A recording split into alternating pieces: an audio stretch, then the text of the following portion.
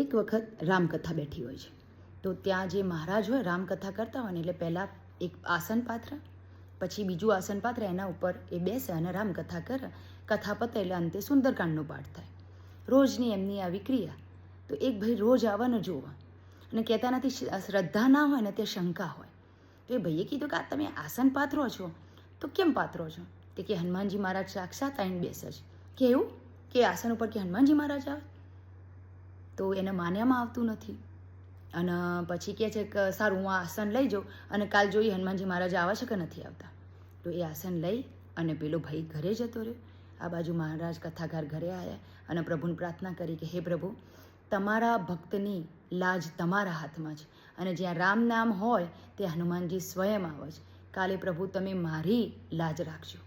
એમ કંઈ બીજો દિવસ થયો, આવ્યા, પેલા ભાઈને કીધું કથાકારે કે લાવો મને આસન આપો. એમના જોડેથી આસન લીધું. પહેલાં હનુમાનજી મહારાજ માટે આસન પાથર્યું, પછી પોતાના માટે આસન પાથર્યું, બેઠા, રામકથા કહી, સુંદરકાંડનો પાઠ પત્યું. પછી પેલો ભાઈ ઊભો થયો કે શું તમને એમ કહો છો કે આ આસન ઉપર હનુમાનજી મહારાજ બેઠા? કે હા. તો કે આસન કે એની શું સાબિતી છે? કથાકારમાં કીધું મહારાજે કે તમે આ આસન ઉપાડી લો, કપડાનું જ આસન છે ને, લઈ લો, હલાવી જુઓ. ખબર નહીં અંદરથી એમને ભગવાન બોલાવતા હતા, હનુમાનજી સ્વયં બોલાવતા હતા. અને એને આમ એક હાથથી હલાવ્યું, ના હલ્યું, બે હાથથી હલાવ્યું, ના હલ્યું.